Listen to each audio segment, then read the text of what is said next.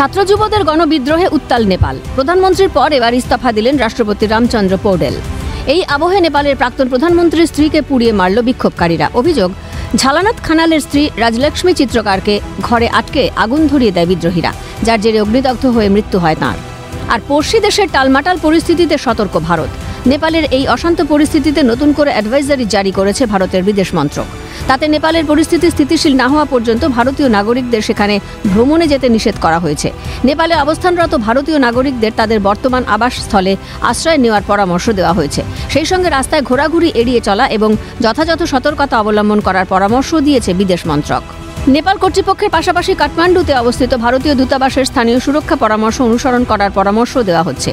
এই অবস্থায় কোনো সহায়তার প্রয়োজন হলে কাঠমান্ডুতে অবস্থিত ভারতীয় দূতাবাসের নিম্নলিখিত হেল্পলাইন নম্বরগুলিতে যোগাযোগ করতে বলা হয়েছে।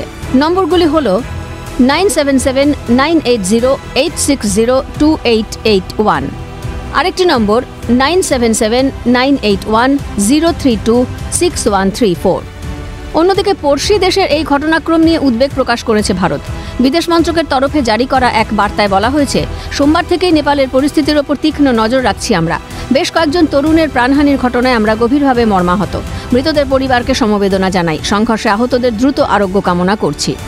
নেপাল ভারতের প্রতিবেশী এবং বন্ধু দেশ। এক বার্তায় সে কথা উল্লেখ করে সব পক্ষকে সংযম প্রদর্শনের আবেদন জানিয়ে শান্তিপূর্ণ আলোচনার মাধ্যমে মতভেদ দূর করার আহ্বান জানিয়েছে ভারত। অগ্নিগর্ভ নেপালের পরিস্থিতি আগামী দিনে কোন দিকে মোড় নেয় সেদিকে নজর আন্তর্জাতিক মহলের। ক্যালকাটা নিউজ।